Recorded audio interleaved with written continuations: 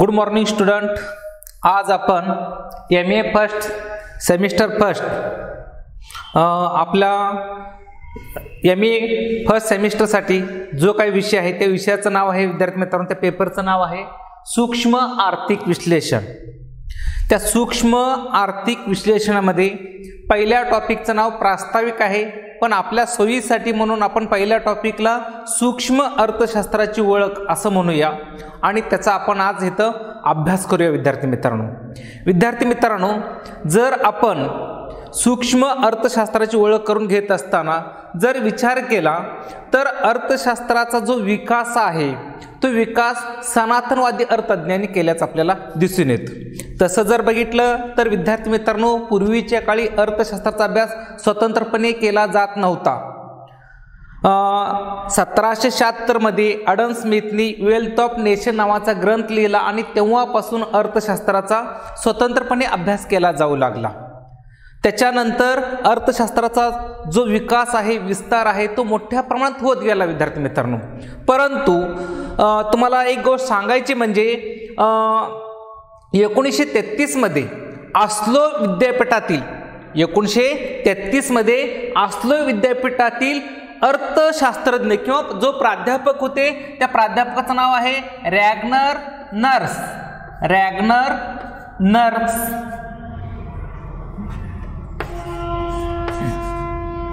Sorry मित्रांनो, रॅग्नर फ्रिश या अर्थतज्ञाने सर्वात प्रथम सूक्ष्म अर्थशास्त्र आणि समग्रलक्षी अर्थशास्त्र असे दोन शब्दप्रयोग त्यांनी उपयोग केला. म्हणजे अर्थशास्त्राचा जो अभ्यास आहे तो अर्थशास्त्राचा अभ्यास या रॅग्नर फ्रिश नावाच्या अर्थतज्ञांनी दोन विभागात केलेला आहे. त्याला पहिला जो विभाग म्हटलेला आपण सूक्ष्म अर्थशास्त्र आणि दुसरा विभाग आहे समग्रलक्षी अर्थशास्त्र. म्हणजे या ठिकाणी विद्यार्थी मित्रांनो, अर्थशास्त्राचा जो अभ्यास आहे तो अर्थशास्त्राचा अभ्यास दोन पद्धतीने केला जातो. एक आहे सूक्ष्म पद्धत आणि दुसरी आहे समग्र पद्धत. त्याला आपण स्थूल पद्धत सुद्धा म्हणू शकतो. विद्यार्थी मित्रांनो, सूक्ष्म पद्धतीला सूक्ष्म अर्थशास्त्र असं म्हणतात आणि समग्र पद्धतीला समग्रलक्षी अर्थशास्त्र म्हणतात. म्हणजे विद्यार्थी मित्रांनो, इथं अर्थशास्त्राचा अभ्यास दोन पद्धतीने करण्याचा प्रयत्न केलेला आहे. एक आहे सूक्ष्म पद्धत आणि दुसरी आहे स्थूल पद्धत. त्यालाच अनुक्रमे सूक्ष्म अर्थशास्त्र आणि समग्रलक्षी अर्थशास्त्र असं म्हणतात. विद्यार्थी मित्रांनो, तर आपण बघूया तर सूक्ष्म अर्थशास्त्राला इंग्रजीमध्ये मायक्रो इकॉनॉमिक्स असं म्हणतात. सूक्ष्म अर्थशास्त्राला इंग्रजीमध्ये मायक्रो इकॉनॉमिक्स असं म्हणतात. म्हणजे या सूक्ष्म अर्थशास्त्राला अंशलक्षी अर्थशास्त्र, व्यष्टी अर्थशास्त्र या नावाने सुद्धा ओळखलं जातं. परंतु त्याला एक शब्द आहे सूक्ष्म अर्थशास्त्राला मायक्रो इकॉनॉमिक्स. विद्यार्थी मित्रांनो, हा जो मायक्रो हा शब्द आहे तो मायक्रो शब्द ग्रीक भाषेतील मायक्रोज पासून तयार झालेला आहे. बघा विद्यार्थी मित्रांनो, मी काय सांगतोय की हा जो मायक्रो शब्द आहे हा मायक्रो शब्द ग्रीक भाषेतील मायक्रोज पासून तयार झालेला आहे. मायक्रोचा इंग्रजीमध्ये जो अर्थ आहे स्मॉल आणि मराठीमध्ये त्याचा अर्थ आहे विद्यार्थी मित्रांनो लहान. म्हणजे आपल्याला असं म्हणता येईल की ज्या अर्थशास्त्रात लहानातील लहान घटकाचा अभ्यास केला जातो त्याला सूक्ष्म अर्थशास्त्रच म्हणायचं. म्हणजे सूक्ष्म अर्थशास्त्र हे कसं तयार झालं, त्याचा विकास कसा झाला आपल्याला म्हणजे थोडक्यात या डायग्रामवरनं लक्षात येतं. त्याच्यानंतर जर विचार केला तर आपण समग्र पद्धतीला समग्रलक्षी अर्थशास्त्र असं म्हटलेलं आहे. या समग्रलक्षी अर्थशास्त्राला आपण जर बघितलं तर समग्र अर्थशास्त्र सुद्धा आपण म्हणू शकतो आणि त्याला समष्टी अर्थशास्त्र सुद्धा म्हणतात. विद्यार्थी मित्रांनो, आता समग्रलक्षी अर्थशास्त्र जे आहे त्याला इंग्रजीमध्ये मॅक्रो इकॉनॉमिक्स असं म्हणतात. आता या ठिकाणी मॅक्रो हा जो शब्द आहे विद्यार्थी मित्रांनो, तो सुद्धा शब्द ग्रीक भाषेतील मॅक्रोज पासून तयार झाल्याचा आपल्याला दिसून येतो. आता या ठिकाणी मॅक्रोचा अर्थ इंग्रजीमध्ये आहे विद्यार्थी मित्रांनो लार्ज. याचा अर्थ काय विद्यार्थी मित्रांनो, मोठा. म्हणजे आपल्याला काय सांगता येईल की ज्या अर्थशास्त्रामध्ये मोठ्यातील मोठ्या घटकाचा अभ्यास केला जातो त्याला काय म्हणायचं, समग्रलक्षी अर्थशास्त्र. परंतु विद्यार्थी मित्रांनो, आपल्याला या ठिकाणी समग्रलक्षी अर्थशास्त्राचा अभ्यास न करता फक्त आपल्याला सूक्ष्म अर्थशास्त्राचा अभ्यास करायचा. मग आज आपण सूक्ष्म अर्थशास्त्र कशाला म्हणायचं? सूक्ष्म अर्थशास्त्राची व्याख्या काय आहेत ते आपण समजून घेण्याचा प्रयत्न करूया। मी आत्ता सांगितले विद्यार्थी मित्रांनो की सूक्ष्म अर्थशास्त्राला इंग्रजीमध्ये मायक्रो इकॉनॉमिक्स म्हणतात। मायक्रो हा जो शब्द आहे तो ग्रीक भाषेतील मायक्रोज पासून तयार झालेला आहे आणि हा मायक्रोज याला इंग्रजीमध्ये स्मॉल असं म्हणतात आणि मराठीमध्ये स्मॉलला लहान असं म्हणतात।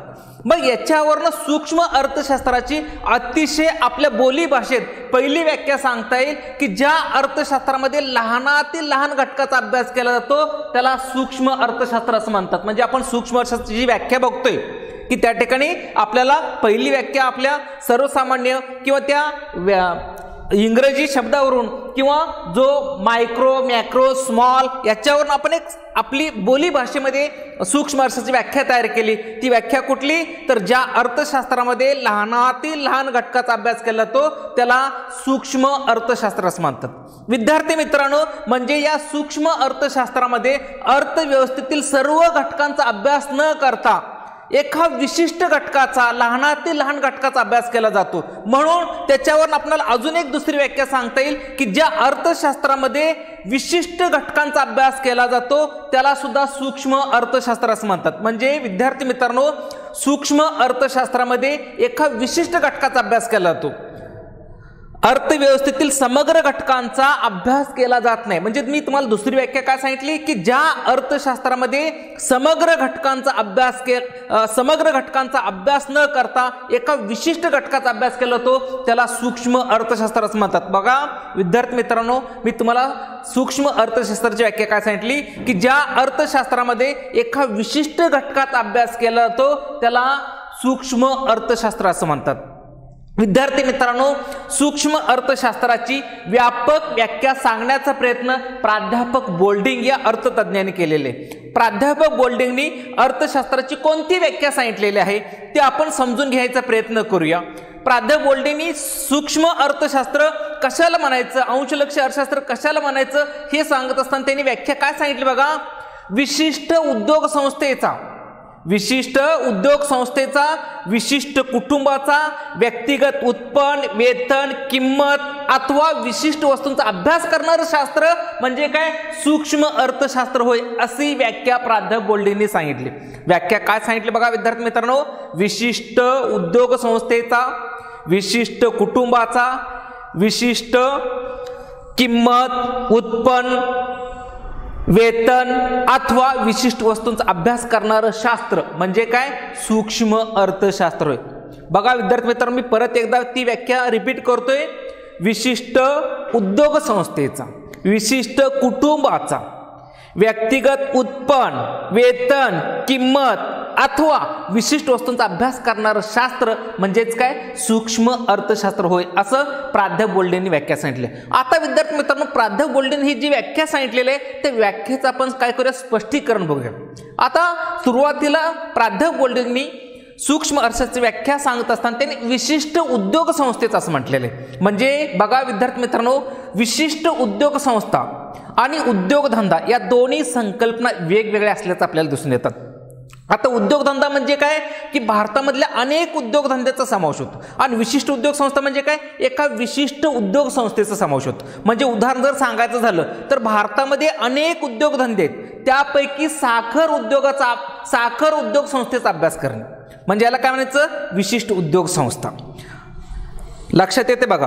आता विशिष्ट कुटुंबाचं असं म्हटलेलं आहे म्हणजे भारतातील सर्व कुटुंबाचा अभ्यास न करता एका विशिष्ट कुटुंबाचा अभ्यास करणे म्हणजे काय सूक्ष्म अर्थशास्त्र असं म्हटलेत। आता विद्यार्थी मित्रांनो आपण असं समजूया की आपल्या या वर्गामध्ये एक MA ला 40 विद्यार्थी आहेत, ते 40 विद्यार्थ्यांच्या कुटुंबाचा अभ्यास न करता एका विद्यार्थ्याच्या कुटुंबाचा अभ्यास करणे म्हणजेच काय विद्यार्थी मित्रांनो सूक्ष्म अर्थशास्त्र होय। आता विशिष्ट वस्तूचं असं म्हटलेलं आहे म्हणजे विद्यार्थी मित्रांनो अर्थव्यवस्थेमध्ये असंख्य वस्तू आहेत, असंख्य वस्तूचा अभ्यास न करता फक्त विशिष्ट वस्तूचा अभ्यास करणे।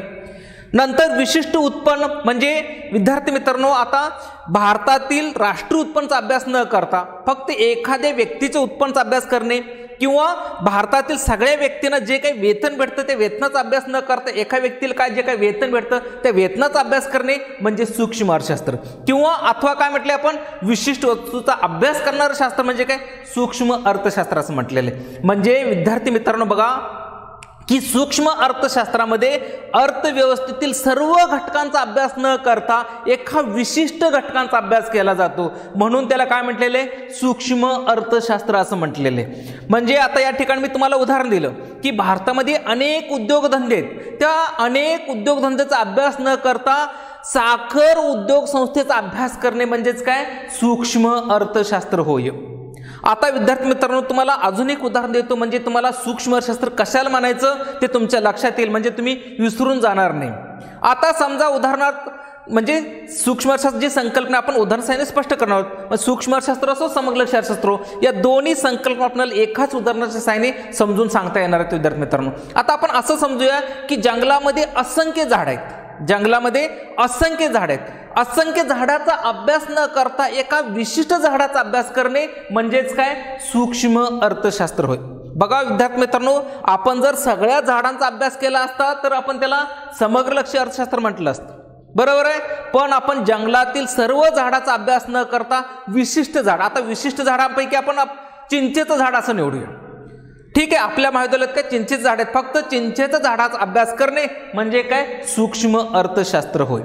म्हणजे तुम्हाला लक्षात आलं की सूक्ष्म अर्थशास्त्रामध्ये अर्थव्यवस्थेतील सर्व घटकांचा अभ्यास न करता एका विशिष्ट वस्तूंचा अभ्यास केला जातो. म्हणजे आपण सूक्ष्म अर्थशास्त्राच्या संदर्भात ज्या काही विविध व्याख्यांचा अभ्यास केला त्या विविध व्याख्येवरून आपल्याला असं लक्षात येतं की सूक्ष्म अर्थशास्त्रामध्ये अर्थव्यवस्थेतील एका विशिष्ट घटकाचा अभ्यास केला जातो. म्हणजे सूक्ष्म अर्थशास्त्रामध्ये अर्थव्यवस्थेतील सर्व घटकाचा अभ्यास न करता एका विशिष्ट वस्तूंचा अभ्यास या ठिकाणी सविस्तरपणे केला जातो असं आपल्याला दिसून येईल. त्याच्यानंतर विद्यार्थी मित्रांनो आपला त्यातला पुढचा घटक आहे की सूक्ष्म अर्थशास्त्राचं स्वरूप, त्याला नेचर ऑफ मायक्रो इकॉनॉमिक्स असं म्हटलेलं आहे. म्हणजे या सूक्ष्म अर्थशास्त्राचं स्वरूप का आहे ते सूक्ष्म अर्थशास्त्राचं स्वरूप समजून घेण्यासाठी आपण इथं काही मुद्दे लक्षात घेतलेले आहेत. त्या मुद्द्याच्या सहाय्याने आपण सूक्ष्म अर्थशास्त्राचं स्वरूप स्पष्ट करणार आहोत विद्यार्थी मित्रांनो. त्यापैकी पहिला मुद्दा आहे विशिष्ट आर्थिक घटकांचा अभ्यास. विद्यार्थी मित्रांनो, सूक्ष्म अर्थशास्त्र स्वरूपाचा अभ्यास करत असताना या ठिकाणी आपण पहिला मुद्दा लक्षात घेतलेला आहे विशिष्ट आर्थिक घटकांचा अभ्यास. म्हणजे या ठिकाणी विद्यार्थी मित्रांनो जर तुम्हाला सांगायचं झाल्यास, त्याचं विश्लेषण करून सांगायचं झाल्यास, सूक्ष्म अर्थशास्त्रामध्ये एका विशिष्ट घटकांचा अभ्यास केला जातो. बघा विद्यार्थी मित्रांनो, सूक्ष्म अर्थशास्त्रामध्ये विशिष्ट आर्थिक घटकांचा अभ्यास केला जातो. उदाहरणार्थ विशिष्ट व्यक्तीची मागणी, विशिष्ट व्यक्तीचा पुरवठा, किंवा आपण विशिष्ट मागणी, विशिष्ट पुरवठा, विशिष्ट उत्पादन, विशिष्ट किंमत, विशिष्ट वेतन, बरोबर आहे. म्हणजे या ठिकाणी आपण काय केलं, विशिष्ट घटकांचाच अभ्यास केला. नंतर विशिष्ट उद्योग संस्थेचा समतोल, त्याचे काय परिणाम होतात, यासारख्या घटकांचा अभ्यास या सूक्ष्म अर्थशास्त्राच्या स्वरूपामध्ये केला जातो. म्हणजे सूक्ष्म अर्थशास्त्रामध्ये विशिष्ट आर्थिक घटकांचा अभ्यास केला जातो. मग ह्या ठिकाणी विशिष्ट आर्थिक घटकांचा अभ्यास करत असताना कोणकोणते घटक लक्षात घेतले जातात, तर विशिष्ट मागणी, विशिष्ट पुरवठा, विशिष्ट किंमत, विशिष्ट उत्पादन, विशिष्ट उत्पन्न, विशिष्ट किंमत, यासारख्या विशिष्ट घटकांचा अभ्यास या सूक्ष्म अर्थशास्त्रामध्ये केला जातो.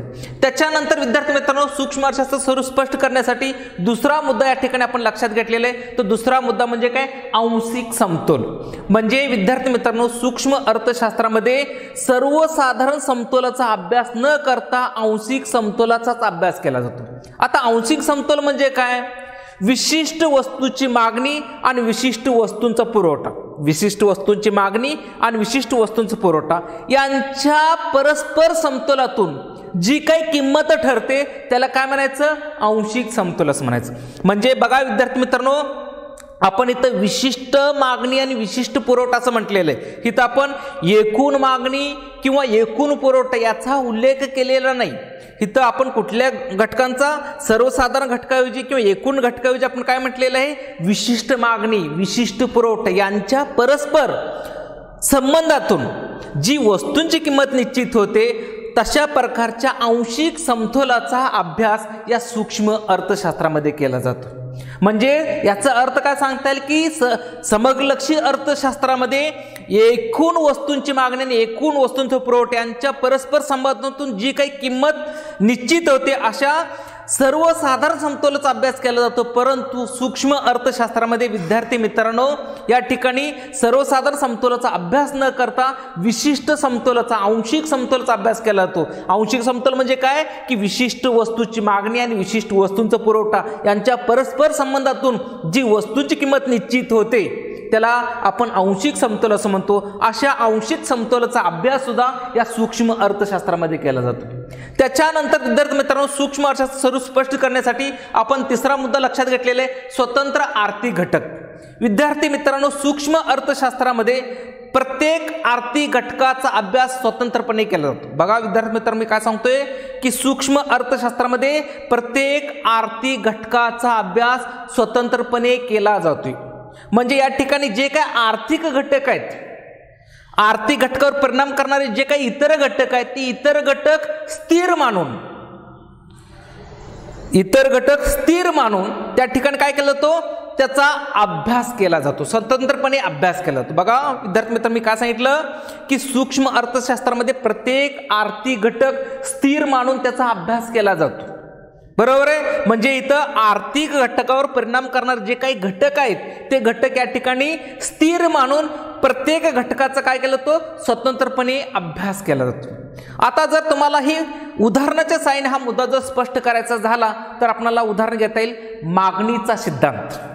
विद्यार्थी मित्रांनो मागणीच्या सिद्धांतामध्ये मागणीवर परिणाम करणारे जे काही घटक आहेत ते घटक स्थिर मानून वस्तूची किंमत आणि वस्तूची मागणी याचाच स्वतंत्रपणे अभ्यास केला जातो. बघा विद्यार्थी मित्रांनो मी उदाहरण काय दिलं की मागणीचा सिद्धांत, मागणी सिद्धांतामध्ये काय केलेलं आहे की मागणीवर परिणाम करणारे जे काही इतर घटक आहेत ते इतर घटक आपण स्थिर समजून वस्तूची किंमत आणि वस्तूची मागणी याचाच आपण स्वतंत्रपणे अभ्यास करण्याचा प्रयत्न केलेला आहे. म्हणून आपल्याला असं म्हणता येईल की सूक्ष्म अर्थशास्त्रामध्ये स्वतंत्र आर्थिक घटकाचा अभ्यास केला जातो. त्याच्यानंतर विद्यार्थी मित्रांनो पुढचा सूक्ष्म अर्थशास्त्र स्वरूप स्पष्ट करण्यासाठी पुढचा चौथा महत्त्वाचा घटक आपल्याला सांगता येईल की प्रश्नाचे भिन्न स्वरूप. सूक्ष्म अर्थशास्त्रामध्ये आपल्याला प्रश्नाचे भिन्न स्वरूप पाहाव्यास मिळते विद्यार्थी मित्रांनो. म्हणजे या ठिकाणी बघा की विशिष्ट वस्तूंच्या किमतीमध्ये बदल झाल्यानंतर उपभोक्त्याच्या खरेदी शक्तीत कशा प्रकारे बदल होतो. बघा विद्यार्थी मित्रांनो कुठला प्रश्न निर्माण झाला की एका विशिष्ट वस्तूंच्या किमतीमध्ये बदल झाला. एका विशिष्ट वस्तूंच्या किमतीमध्ये बदल झाल्यानंतर उपभोक्त्याच्या खरेदी शक्तीत कशा प्रकारे बदल होतो. त्याच्यानंतर म्हणजे विशिष्ट वस्तूंच्या किमतीमध्ये बदल झाल्यानंतर उद्योग संस्थेचा समतोल कसा साधला जातो. विशिष्ट वस्तूंच्या किमतीमध्ये बदल झाल्यानंतर त्या किमतीला उत्पादक किती उत्पादन करतो, कसे करतो आणि त्या ठिकाणी उद्योग संस्थेचा समतोल कसा साधला जातो, असे जे विविध प्रश्न आहेत त्या विविध प्रश्नाचा अभ्यास या सूक्ष्म अर्थशास्त्राच्या स्वरूपामध्ये केला जातो. बघा विद्यार्थी मित्रांनो मी तुम्हाला काय सांगितलं की विशिष्ट वस्तूंच्या किमतीमध्ये बदल झाल्यानंतर उपभोक्त्याच्या खरेदी शक्तीमध्ये कशा प्रकारे बदल होतो. त्या ठिकाणी विशिष्ट वस्तूंच्या किमतीमध्ये बदल झाल्यानंतर उद्योग संस्थेचा समतोल कसा साधला जातो. विशिष्ट वस्तूंच्या किमतीमध्ये बदल झाल्यानंतर उद्योग संस्था किंवा जो काही उत्पादक असेल तो किती वस्तूचं उत्पादन करतो, बरोबर आहे, कोणत्या वस्तूचं उत्पादन करतो, त्याला मिळणारा नफा कसा असणार आहे, असे जे काही विविध प्रश्न निर्माण होतात अशा विविध प्रश्नाचा अभ्यास सुद्धा या सूक्ष्म अर्थशास्त्रामध्ये केला जातो. सूक्ष्म अर्थशास्त्र स्वरूप स्पष्ट करण्यासाठी पुढचा शेवटचा महत्त्वाचा मुद्दा सांगता येईल गृहीताचा अभ्यास. विद्यार्थी मित्रांनो सूक्ष्म अर्थशास्त्रामध्ये गृहीतांचा सुद्धा अभ्यास केला जातो. या ठिकाणी गृहीते अभ्यासनाचा महत्त्वाचा हेतू म्हणजे जो काही सूक्ष्म अर्थशास्त्रामध्ये सिद्धांत असेल तो सिद्धांत सुटसुटीतपणे सोप्या पद्धतीने समजून सांगणे हा महत्त्वाचा इथं उद्देश असतो. बघा विद्यार्थी मित्रांनो सूक्ष्म अर्थशास्त्रामध्ये गृहीताचा अभ्यास केला जातो. कशासाठी केला जातो तर गृहीताचा यासाठी अभ्यास केला जातो की जो काही सिद्धांत असेल, नियम असेल, तो नियम आपल्याला सोप्या पद्धतीने सुटसुटीत पद्धतीने ते समजून सांगता आला पाहिजे. उदाहरणार्थ आता मागणीचा नियम.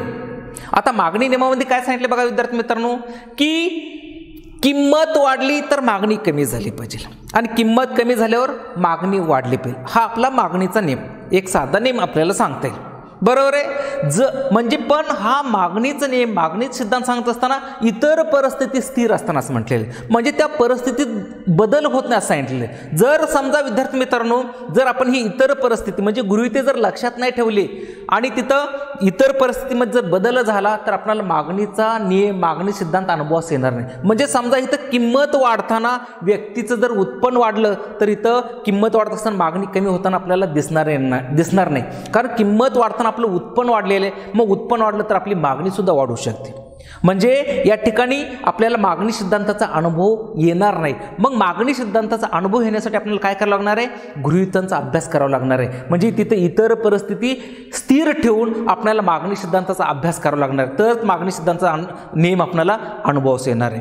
अशा प्रकारे आपल्याला सूक्ष्म अर्थशास्त्राचं जे काही स्वरूप आहे ते स्वरूप आपल्याला वेगवेगळ्या मुद्द्याच्या सहाय्याने स्पष्ट करता येईल. ठीक आहे, धन्यवाद.